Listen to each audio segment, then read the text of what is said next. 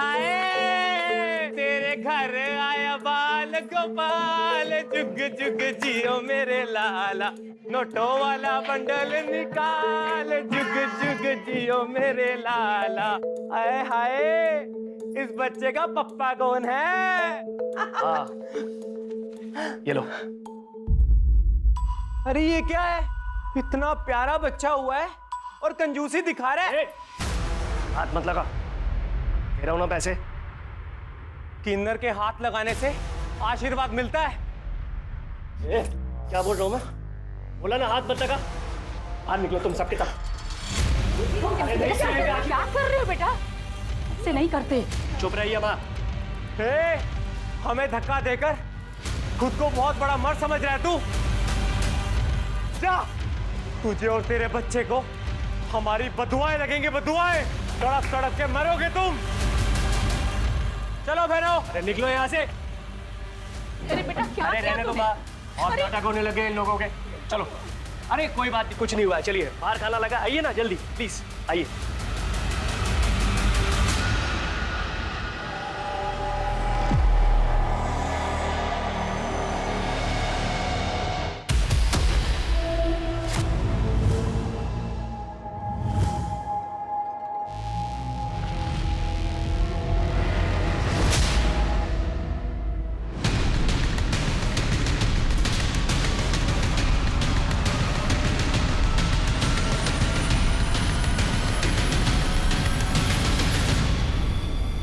हमारी तो जिंदगी ही खराब है। खाना ये बड़े लोग खाए और हम इनका कचरा उठाए। छोड़ो ना, इतना क्यों सोच रहे हो?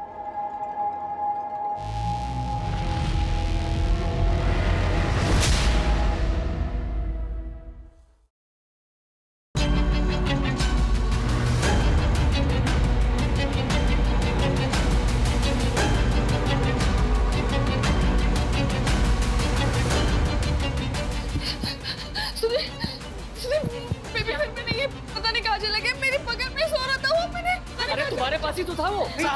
साहब बाहर चलिए, जल्दी आइए, जल्दी आइए, क्या है बात? जल्दी। क्या है?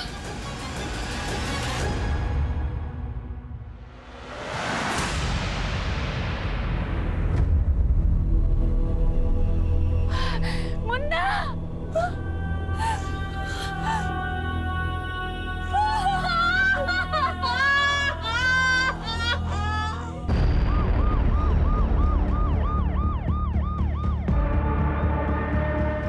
सर, बच्चे की छठी चल रही थी, स्टैप किया गया बच्चे को, उसकी फैमिली।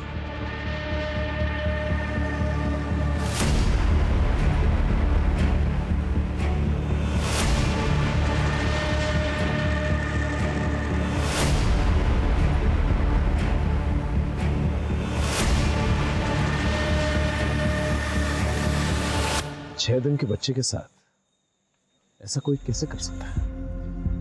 बॉडी को सबसे पहले किसने देखा? हमने देखा था सर। आप बोलो। कचरा डालने के लिए आए थे तभी नजर पड़ी।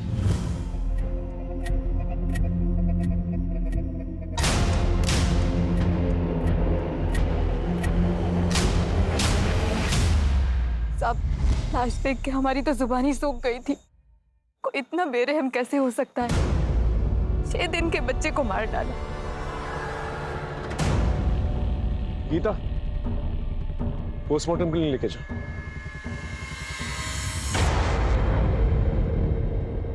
फंक्शन में जितने भी लोग आए थे उनकी गेस्ट लिस्ट चाहिए।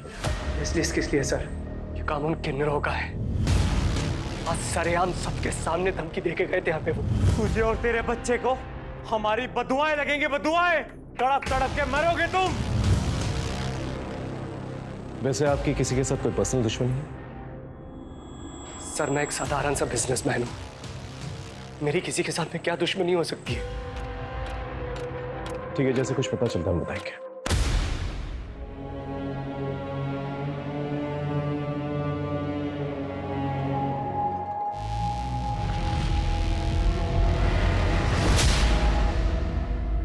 वैसे अंकिता, जिस तरह से बच्चे को मारा गया है, बहुत खून बहने की वजह से उसकी मौत हुई। जहां पर बच्चा हमें मिला है वहां ज्यादा खून नहीं है। इसका मतलब बच्चे को कहीं और मारा गया है और फिर जाकर वहां पर डंप किया गया।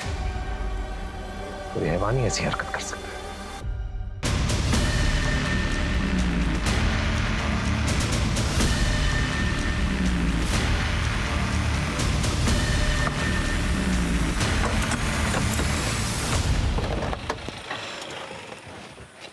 सर, मेरी किन्नरों से बात हुई, लेकिन उनको पता ही नहीं कि सुधीर के घर पे उस दिन कौन लोग गए थे।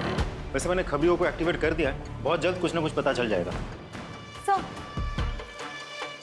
कुछ इन्फॉर्मेशन देनी थी, वो बेबी जिसका मर्डर हुआ उसके बारे में। बोलो।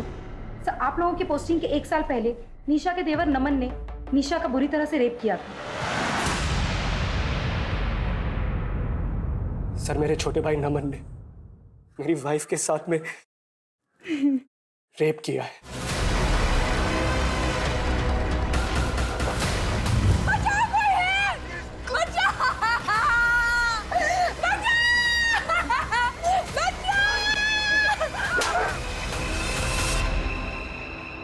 गीता, इन्हें मेडिकल के लिए लेके जाओ और उस नमन का पता करो। जी सर।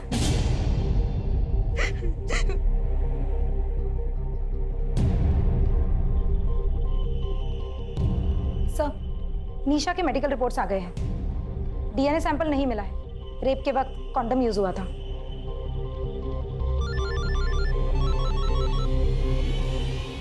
हेलो, क्या?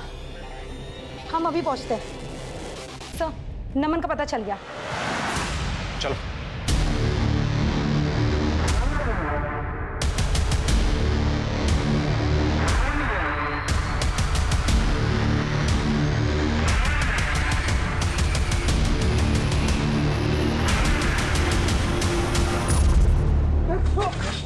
लड़की का करता तू पड़ेगा जेल में।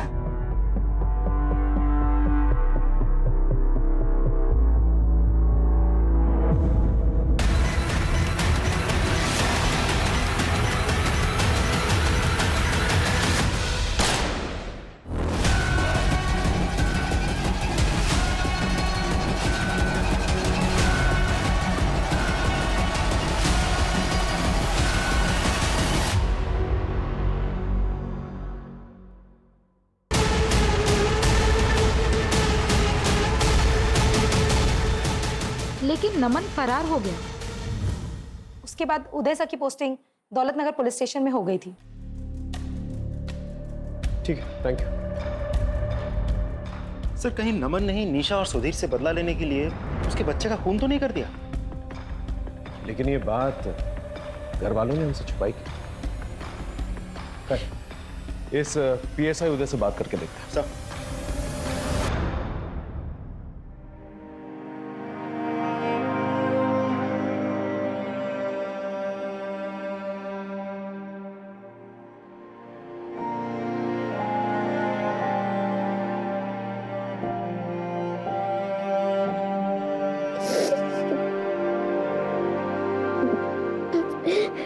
जी सर, मुझे याद है निशा जी का केस।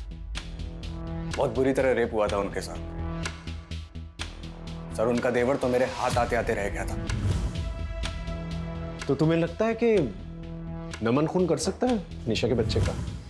सर, हो सकता है, लेकिन नमन के पास खून करने का कोई मोटिव नहीं। आज ये बात अलग है कि नमन बहुत अय्याश और ड्रगी आदमी था। सर, तड़ी पार है वो। सर, हो सकता है वो वैशीपन उसमें फिर से जाग गया हो और उसने अपना गुस्सा निशा के बच्चे पर निकाल दिया। देख, मुझे यहाँ से निकलना है और मेरे को पैसा चाहिए, प्लीज। मेरे को फर्क नहीं पड़ता, तू कहीं से भी पैसे लेके आ। मैंने बोला ना, मेरे को पैसा चाहिए तो चाहिए।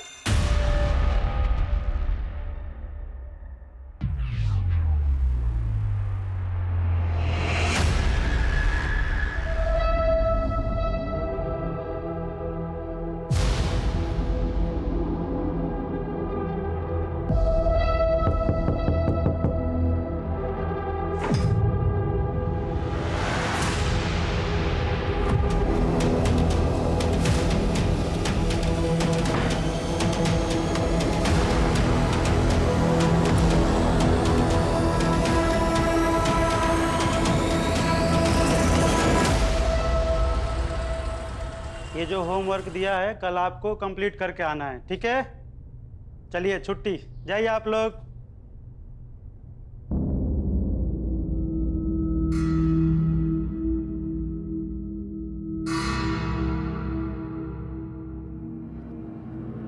गुनगुन,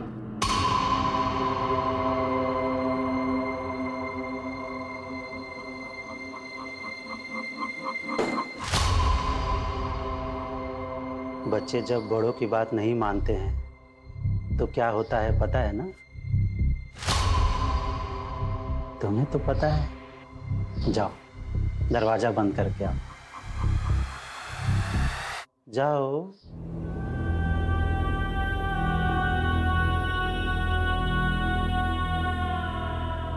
जल्दी करो बेटा।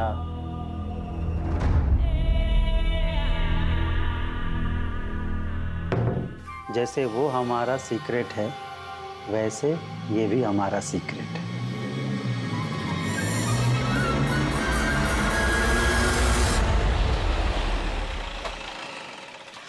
सर, बच्चे की पोस्टमार्टम रिपोर्ट आ गई है। मौत रात के करीब 8 से 10 बजे के बीच हुई है। सर, उसे स्टैब किया गया था। एक ही साथ 2 जख्मों के निशान हैं और दोनों निशान बहुत ही आइडेंटिकल हैं। दोनों निशानों के बीच करीब 6 इंच का फासला है। डॉक्टर का कहना है कि कैंची जैसे किसी शार्प ऑब्जेक्ट से मारा गया है। घर से कोई मर्डर वेपन मिला? नहीं सर, कोई मर्डर वेपन तो नहीं मिला, लेकिन फंक्शन के दिन जितने भी गेस्ट आए थे हम सभी से इन्वेस्टिगेट कर रहे हैं। सर, घर वालों के कॉल रिकॉर्ड्स और मोबाइल लोकेशन रिकॉर्ड्स आ गए हैं। सर, सिर्फ नीलिमा की कॉल लोकेशन रिकॉर्ड्स जो है थोड़ी सी सस्पिशियस लगती है मुझे। मर्डर के दिन रात के करीब 8:45 पर वो अपने घर से निकलकर 2 किलोमीटर तक गई, फिर वापस आ गई। लेकिन नीलिमा के कहने के मुताबिक घर पे ही थी। इसका मतलब हमसे कुछ छुपा रही है। सर, मुझे तो लगता है ये पूरी फैमिली हमसे कुछ ना कुछ छुपा रही है। आप लोगों ने नमन के बारे में हमें क्यों नहीं बताया?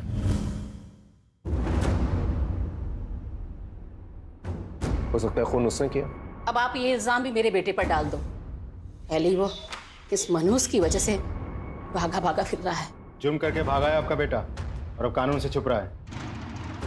वैसे नीलिमा जी, उस फंक्शन वाले दिन रात को 8:45 के वक्त आप कहाँ थी? मैं यही घर में ही, और कहाँ। अच्छा, आप घर में थी। आपके मोबाइल लोकेशन के मुताबिक आप घर पे तो नहीं थी? मुझे नहीं पता, मैं घर में ही थी और मैं मेरा फोन गले में टांग के नहीं फिरती हूँ। सर, आप ये क्या कर रहे हैं?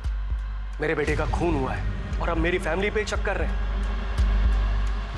आप जाके ना उन किन्नरों का हड्डियां तोड़िए, सब सच सामने आ जाएगा आपके।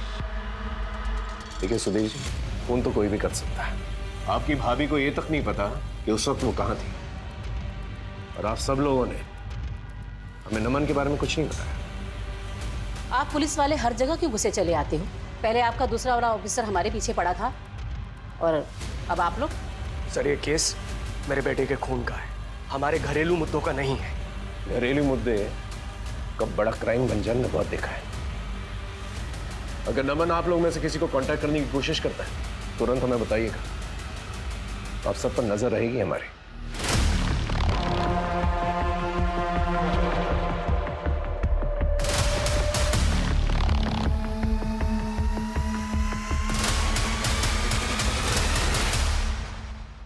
सर, हम उस एरिया में पहुंच गए जहाँ पे नीलिमा का फोन एक्टिव था उस दिन।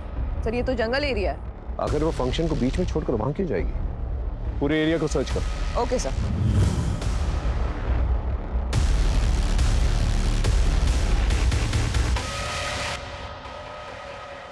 सर, ये शंभू की गर्लफ्रेंड है, इसे आपसे कुछ बात करनी है। हाँ बोलो।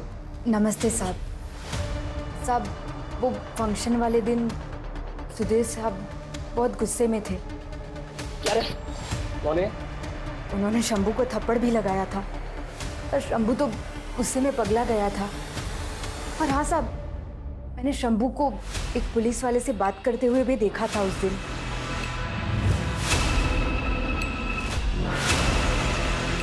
शक्ल देखी थी उसकी? साहब, शक्ल तो नहीं देखी थी, पर पुलिस वाली वर्दी पहनी थी उसने।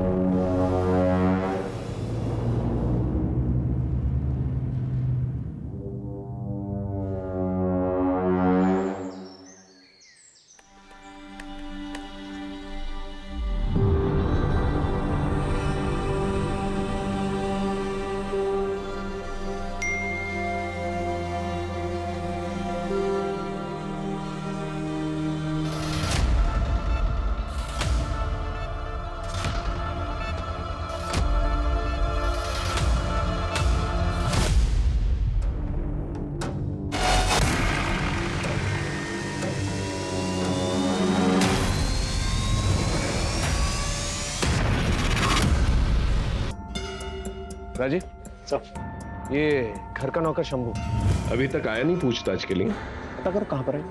सर हेलो चंपा, सुन, हमारे बारे में अखबार में छपा है, पुलिस किसी भी वक्त हमें पकड़ सकती है। भाग जा वरना पुलिस जिंदा नहीं छोड़ेगी तुझे। अरे कब तक ऐसे भागती रहूंगी, एक ना एक दिन पकड़ी जाऊंगी ना।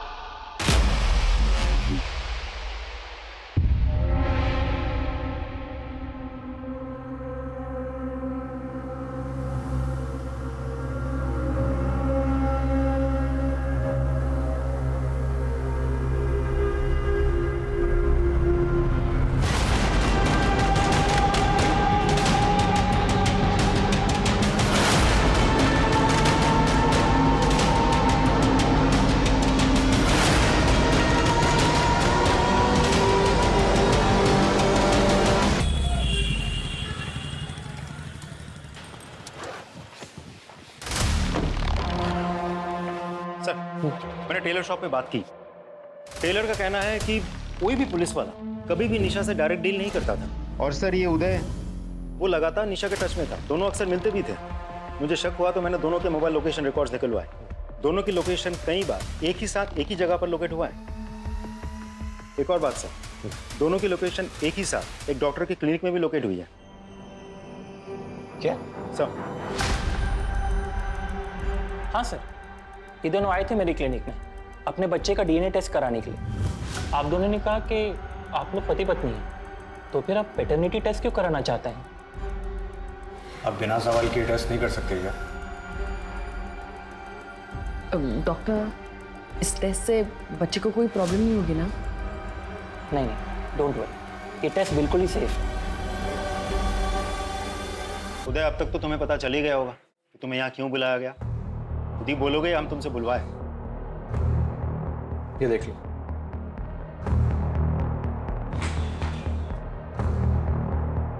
बेल के पेपर्स।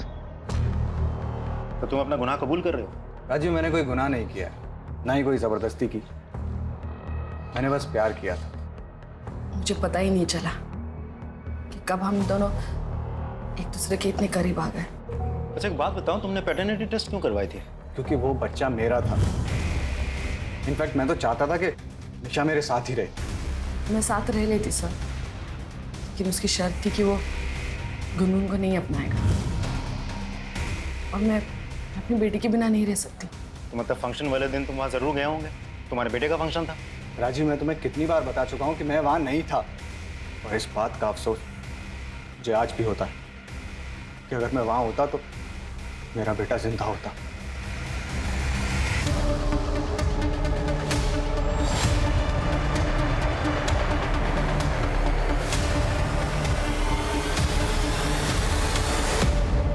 इस कैची पे तुम्हारे फिंगरप्रिंट्स मिले। सर मुझे नहीं पता, मैंने कुछ नहीं किया सर। ये कैची तो घर पे रहती है, हो सकता है मैंने कभी कुछ काटा हो, पर मैंने कुछ नहीं किया सर। मैं तो उस जगह पर गई भी नहीं। गीता ये ऐसे नहीं बोलेगी। अगर ये सच बोल रही है तो एक काम करो, घर के आसपास जितने भी ऑटो रिक्शा स्टैंड है वहां जाकर पूछताछ करो। ये जो भी कल्प्रिट है, अगर ये कैंची जंगल में फेंकने गया होगा तो इतनी जल्दी पैदल वापस तो नहीं आया होगा, किसी रिक्शा या सवारी के जरिए जरूर आया होगा। पता करो। सब अरे रुको, आज हम कुछ नया सीखेंगे। जो हो गया उसे भूल जाओ। अब हमारा ये सीक्रेट कोई नहीं जान पाएगा। सर, हजरतगंज पुलिस स्टेशन में एक मर्डर केस आया है, अनामिका माथुर का।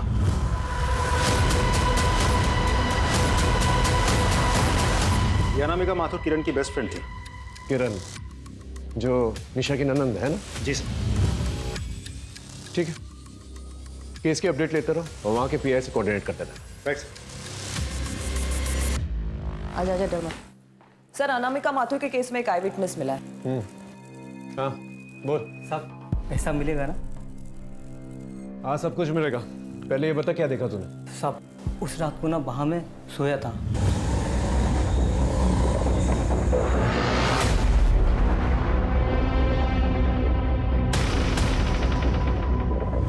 साहब पक्का कोई पुलिस वाला था।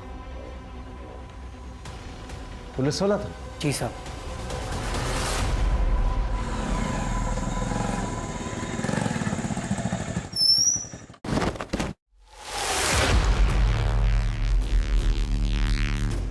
मैंने किसी से कुछ नहीं कहा। मैं उस दिन से यहीं पे छुपा हुआ हूँ। मैं सच में कहता हूँ, मैंने किसी से कुछ नहीं कहा। मैं सच कह रहा हूँ।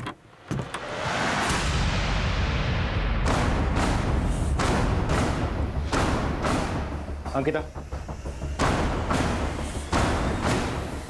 उदय, अपने ही डिपार्टमेंट के लोगों से हमें ऐसी उम्मीद नहीं थी।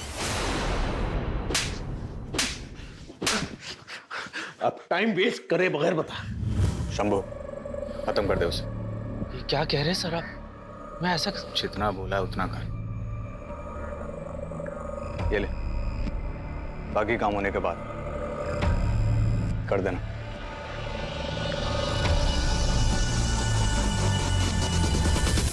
छह दिन के मासूम बच्चे को मारने के लिए उदय ने कहा था। नहीं सर, बच्चे को नहीं, गुनगुन को। क्या? हाँ सर, मैंने गुनगुन को मारने के लिए शंभू को पैसे दिए थे। उसी गुनगुन की वजह से निशा ने मेरे पास आने से मना कर दिया था। मैंने बहुत समझाया उसे, नहीं मानी। क्या करता मैं, इसीलिए मुझे वहां जाना पड़ा। इसलिए तुमने अपने बेटे को ही मारा? नहीं सर, बेटा था वो मेरा, मैं उसे क्यों मरवाऊंगा? और अनामिका, उसे क्यों मारा? कौन अनामिका? अंकिता,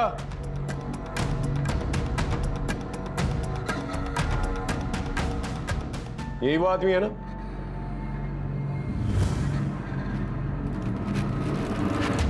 हाँ सर, ये वही आदमी है। सर ये झूठ बोल रहा है। सर मैंने कोई खून वून नहीं किया और मैं तो अनामिका को जानता भी नहीं। अपने डिपार्टमेंट का आदमी है ये सोचकर थोड़ी सी भी चूक नहीं होनी चाहिए। अच्छे से पूछताछ करना है इसकी। सर, ऑटो वाले का पता चल गया। इनमें से बताओ, वो कौन सी औरत है जो उस दिन तुम्हारे ऑटो रिक्शा में बैठी थी?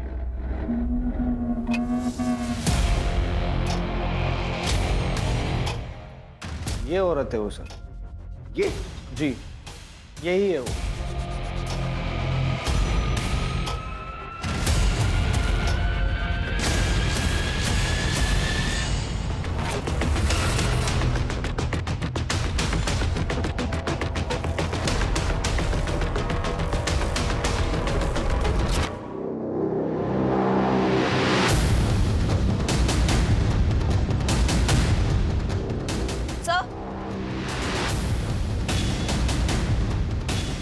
सर ये देखिए ड्रेस, इस पे ब्लड लगा हुआ है।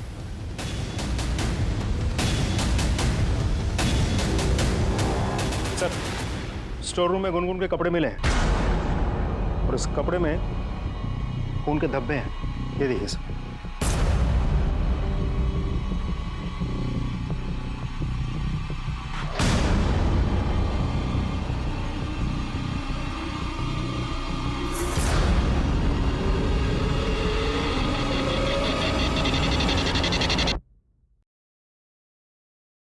चले निशा जी पुलिस स्टेशन।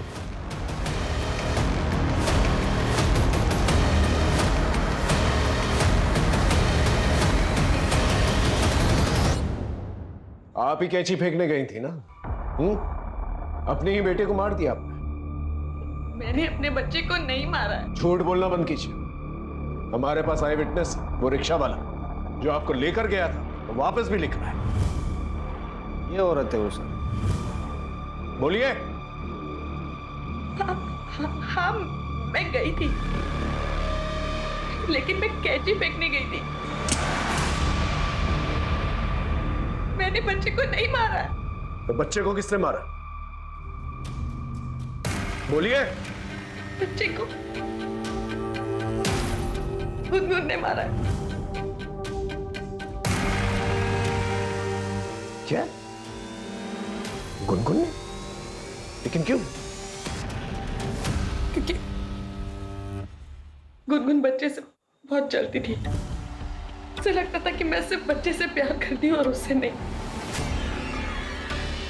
इसलिए उसने मार दी। मम्मी मम्मी देखो ना भाई को क्या हो गया। गुनगुन गुनगुन ने तुम क्या कर दिया? हाँ? भाई को मार दिया? तूने अपने भाई को मार दिया गुनगुन? मैं बदनसीब, अपने दोनों बच्चे को खोने के डर से गुनगुन के लिए झूठ बोला।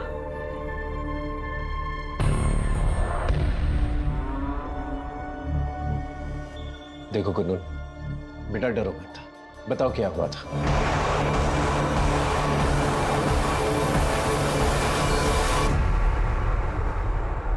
बोलो बेटा, डरो मत। सर, बच्ची बहुत डरी हुई है, थोड़ा टाइम दीजिए, थोड़ी नॉर्मल हो जाए तो मैं खुद बात करती हूँ इससे। ठीक है, आप इसके साथ रहिए। चलो बेटा।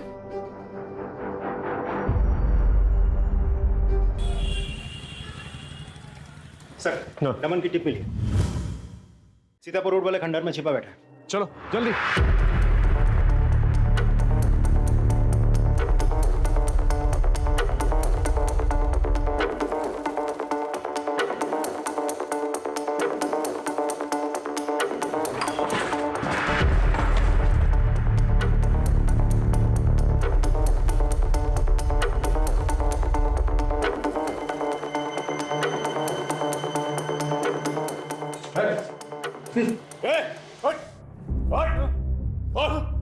निशा का रेप किया ना तूने?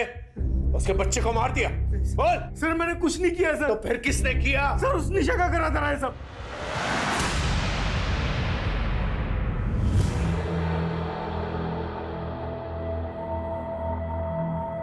शादी कर ले। शादी? क्यों?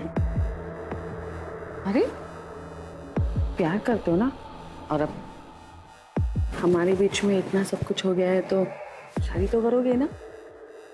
पागल हो गई है तू? दिमाग खराब हो गया तेरा? और ये शादी की बात कहां से आ गई बीच में? वैसे भी मैं रेडी नहीं हूं इन सब चीजों के लिए अभी। मैं एक ऐसी सिचुएशन में फंस चुका था जिससे निकलना मेरे लिए इम्पॉसिबल था।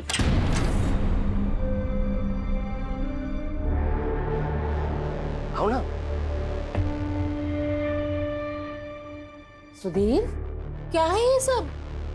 माँ, मैंने शादी कर ली है। क्या है, कौन है?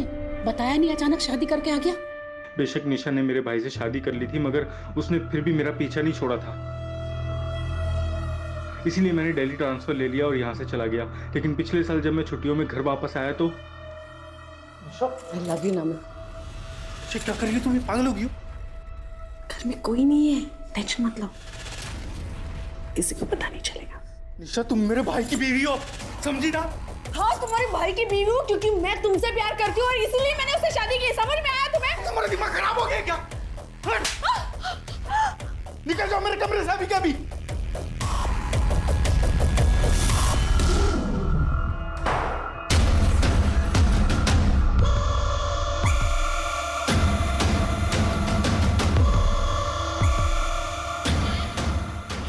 छोड़ूंगी नहीं तुम्हें, छोड़ूंगी नहीं मैं तुम्हें, मैं छोड़ूंगी नहीं तुम्हें, मैं तूने मुझे छोड़ने की हिम्मत कैसे की? हाँ,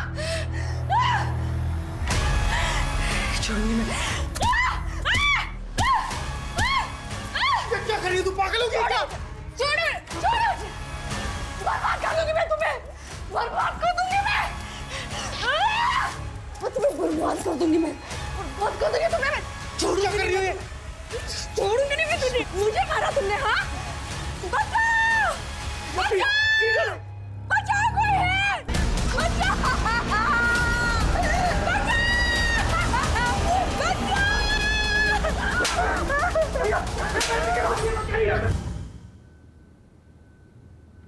झूठ बोल रहा है ना तू? तो फिर भागा क्यों? सर क्योंकि उसने मुझ पर झूठा इल्जाम लगाया था, इसलिए मैं भागा सर। ये ऐसे नहीं बोलेगा। इसका अच्छी तरह से भरता बना। सर प्लीज सर, मैंने कुछ नहीं किया सर, मैंने।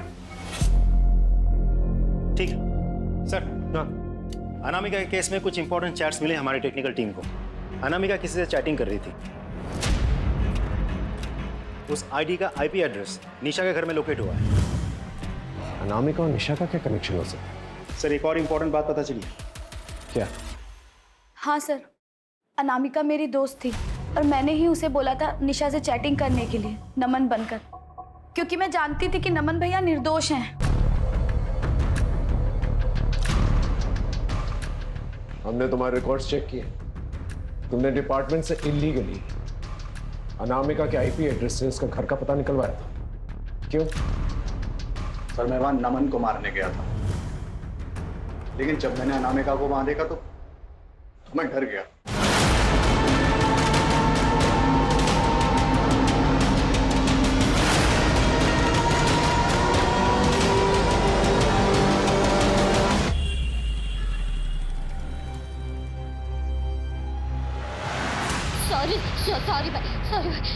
सॉरी भाई, सॉरी भाई, मुझे मम्मी के पास जाना, मुझे मम्मी के पास जाना। अभी आ जाएगी मम्मी, अभी आ मुझे मम्मी के पास जाना। ये लो आपकी डॉल से खेलो। ये वाली नहीं, मुझे मेरी बोलने वाली डॉल चाहिए, मुझे मेरी बोलने वाली डॉल चाहिए। बोलने वाली लाती कहाँ पे बताओ?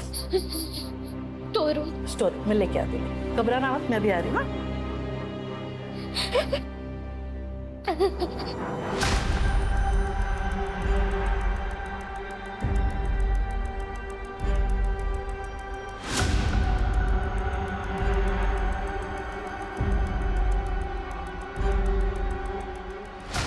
अब आराम से बता, बिना डरे, क्या हुआ था? भाई ने मेरी ड्रेस खराब कर दी थी। मैं ना आपकी सिस्टर हूँ, गुनगुन। आप कितने क्यूट हो मेरे छोटे भाई।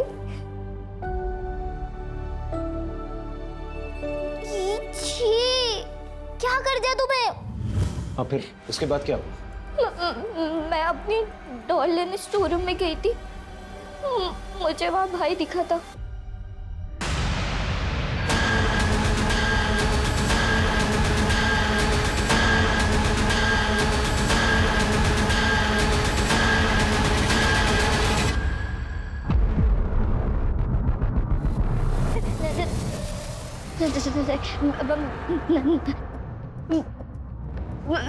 मैंने कुछ नहीं किया, मैं कुछ नहीं।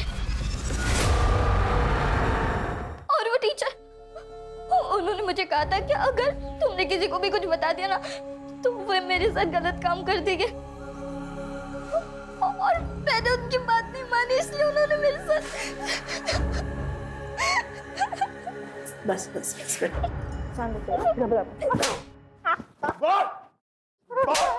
बोल बता दो सर। मैंने देखा गुलगुल के हाथ में खून लगा कैंची है और उसके भाई की बॉडी उसके बगल में है, और मैंने इस बात से ब्लैकमेल करके गुलगुल का फायदा उठाना चाहता था सर। बस बाकी मैंने खून नहीं किया है साहब। झूठ बोल रहा है ना तू? इसकी खाल उधेड़ दो।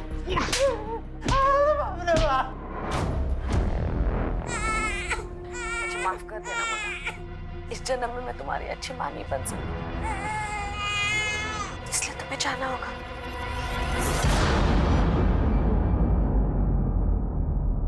और तो और तुम्हारे फिंगरप्रिंट्स मिले स्टोर रूम के अंदर, और तुम्हारे चैट्स नमन के साथ। ये बच्चा हमारे बीच की प्रॉब्लम है, इस बच्चे को ही हमेशा के लिए खत्म कर देती हूँ। ये सारे चैट्स नमन के साथ किए थे तुमने। अब बोलो। मैं नमन से बहुत प्यार करती थी, वो भी मुझसे बहुत प्यार करता था, लेकिन जब मैंने उसको शादी के लिए बोला ना। दिमाग खराब हो गया तेरा, और ये शादी की बात कहाँ से आ गई बीच में? वैसे भी मैं रेडी नहीं हूँ इन सब चीज़ों के लिए अभी। मैं नमन के बिना नहीं रह सकती थी, इसलिए मैंने उसके बड़े भाई सुधीर से शादी करी, लेकिन वो मुझसे दूर चला गया।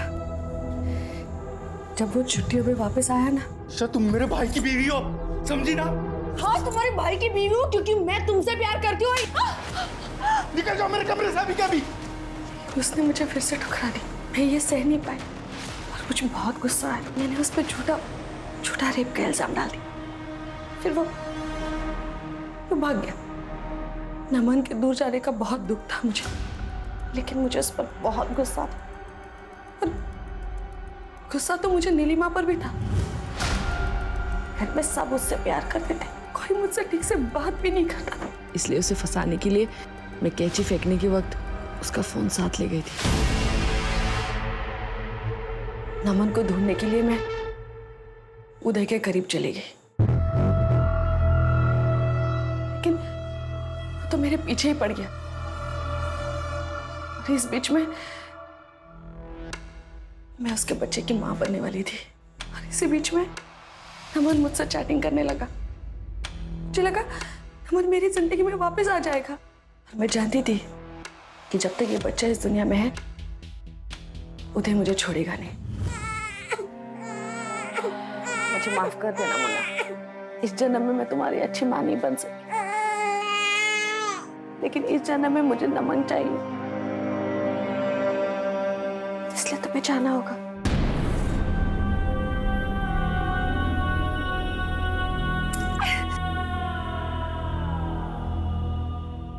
लेकिन फिर अचानक नमन ने मुझसे चैट करना बंद कर दिया, और गलती से मैंने नमन के बारे में उदय को बता दिया। उदय ने कहा कि वो नमन का पता लगाकर उसे जान से मार देगा। तुम नमन से नहीं बल्कि अनामिका के साथ चैटिंग किया करती थी।